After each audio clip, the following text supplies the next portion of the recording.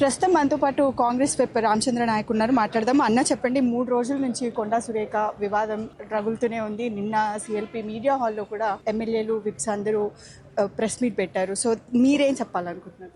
ముఖ్యంగా తెలంగాణలో కాంగ్రెస్ ప్రభుత్వ ఏర్పాటులో రేవంత్ రెడ్డి గారి పాత్ర చాలా కీలకం.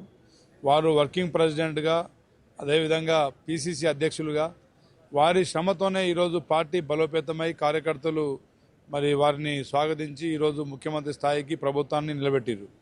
ఇలాంటి తరుణంలో మరి ప్రతిపక్షాలు రేవంత్ రెడ్డి గారిని ప్రతి క్షణం వెంటాడుతూ వారిని మరి విమర్శిస్తూ కాంగ్రెస్ పార్టీని బలహీనపరచాలనే లక్ష్యంగా ముఖ్యంగా ప్రధాన ప్రతిపక్షం కేసీఆర్ కుటుంబం ప్రయత్నిస్తున్న సమయం.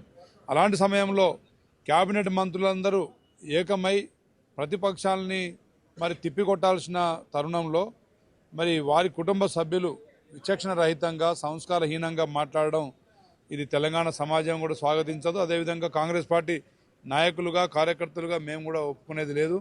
తప్పకుండా అలాంటి వారు ఎవరైనా కానీ ఎంతటి వారైనా కానీ చర్యలు తీసుకోవాలని చెప్పేసి మేము అధిష్టానాన్ని కోరుతున్నాం, డిమాండ్ చేస్తాం. అయితే టెక్నికల్గా కూతురు చేసిన వ్యాఖ్యలకి తల్లి ఎలా రెస్పాన్సిబుల్ వహిస్తుంది అంటూ కూడా వస్తున్న వ్యాఖ్యలు ఉన్నాయి. అండ్ మోర్ ఓవర్ తను ఆల్రెడీ వివరణ ఇచ్చారు. సో దానికి మీరు ఏకీభవించట్లేదా? And what is your demands moreover? ముఖ్యంగా కొండా సురేఖ గారు పార్టీలో ఈరోజు ప్రభుత్వంలో కీలక మరి శాఖ, దేవాదాయ శాఖ మరి నిర్వహిస్తూ సాఫీగా నడుస్తున్న సమయంలో తన కుటుంబ సభ్యురాలు తన సొంత కూతురే విమర్శలు చేసినప్పుడు దాన్ని ఖండించాల్సిన అవసరం ఉంది. తన కూతుర్ని సమర్థించే విధంగా మాట్లాడడం అనేది అది పార్టీ వ్యతిరేకం అని చెప్పి మేము భావిస్తున్నాం. దాన్ని ప్రతిపక్షాలు కూడా దాన్ని మరి అనుకూలంగా తీసుకునే పరిస్థితి కూడా గమనిస్తూ ఉన్నాం.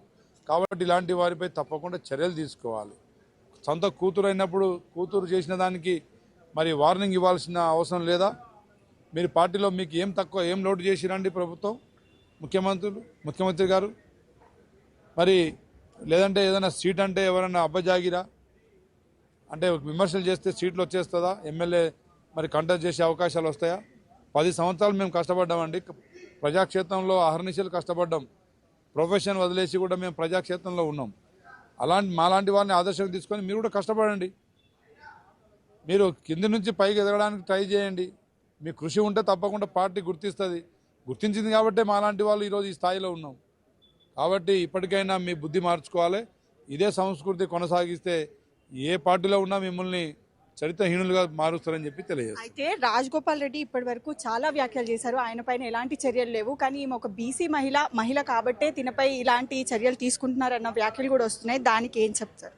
ఇప్పుడు విమర్శలు అర్ధరహితంగా ఉండాలి.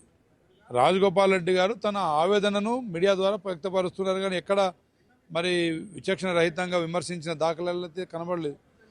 వారు విమర్శించినప్పుడు కూడా పైనుంచి వారికి కూడా షోకాజ్ నోటీసు కానీ, అదేవిధంగా అధిష్టానం వారికి మరి ముఖ్యంగా పిసిసి గారు కూడా మొన్న వారికి కూడా మరి నోటీస్ ఇచ్చినట్టు మేము పత్రికల్లో చూసినాం. తప్పకుండా ఎవరైనా సమానమే, పార్టీ అధిష్టానం దృష్టిలో ఎవరైనా సమానమే.